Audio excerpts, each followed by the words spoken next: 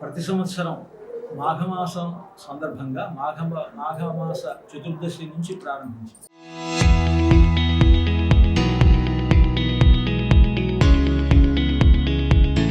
త్రయోదశి నాడు అంకురార్పణ జరుగుతుంది. చతుర్దశి నాడు కలశ ఆసాదనం జరుగుతుంది. అలాగే పూర్ణిమ నాడు, మాఘ పూర్ణిమ నాడు పూర్తిగా సహస్ర కలశాభిషేకం జరుగుతుంది. మనకు ఆలయాల్లో జరిగేటువంటి అభిషేకోత్సవాల్లో ఉత్తమము, మధ్యమము, అధమము, అధమాధమము అని ఈ అభిషేకాలకు ఒక పద్ధతి ఉన్నదన్నమాట. ఉత్తమము అంటే సహస్ర కలశ అభిషేకాన్ని ఉత్తమమైనటువంటి అభిషేకంగా చెప్తారు.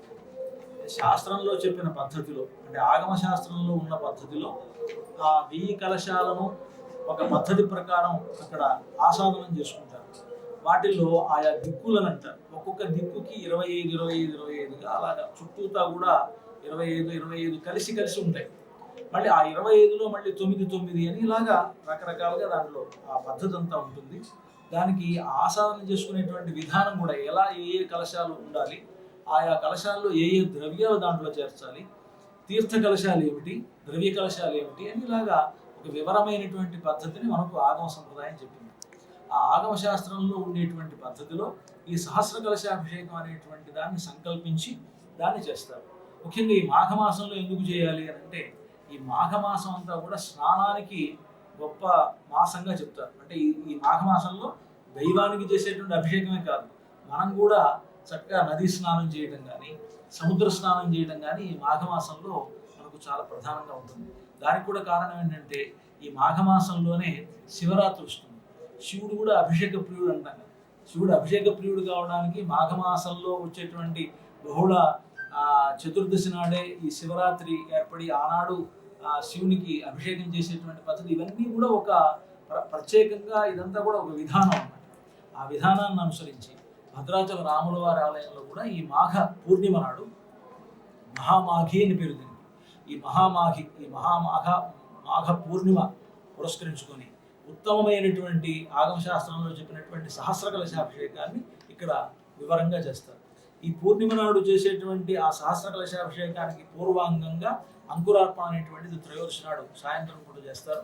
ఆ అంకురార్పణ జరిగిన తర్వాత మర్నాడు అంటే చతుర్దశి నాడు పూర్తిగా ఈ 1000 కలశాలను కూడా ఆసాదన చేసుకొని వాటిలో ద్రవ్యాలు చేర్చుకోవడం ఇవన్నీ కూడా చతుర్దశి నాడు చేస్తారు. ఈ పూర్ణిమ నాడు అభిషేకం అనేటువంటి నిర్వహిస్తారు. ఇది చేస్తే ఏమిటి ప్రయోజనం అంటే, ఏదైనా సరే ముఖ్యంగా మనకు ఆగమంలో శాంతి కర్మలు అని, పౌష్టిక కర్మలు అని 2 రకాల కర్మలు ఉన్నాయి. కర్మలు అంటే పనులు అని అర్థం. ఈ పనులు చేసేటప్పుడు శాంతి కర్మలు అని అంటే ఏవైనా సరే లోపాలు ఏర్పడినప్పుడు ఆ లోపాలన్నిటికీ ప్రాయశ్చిత్త రూపంగా చేసేటువంటి వాటికి శాంతి కర్మలు అంటారు. లోపాలతో సంబంధం లేకుండా అభివృద్ధి, లోకానికి అభివృద్ధి ఏర్పడడానికి చేసేటువంటి కర్మలు ఏవైతే ఉన్నాయో వాటిని పౌష్టిక కర్మలు అంటారు.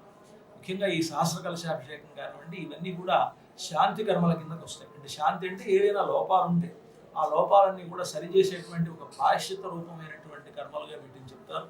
అంటే శుచి, అశుచి మొదలైనటువంటి అవి స్వామి దాకా వెళ్లకుండా వాటిని అడ్డుకునేటువంటి పద్ధతిలో ఈ శాంతి కర్మగా ఉండేటువంటి సహస్ర కలశాభిషేకాన్ని నిర్వహిస్తారు. జై శ్రీరామ్.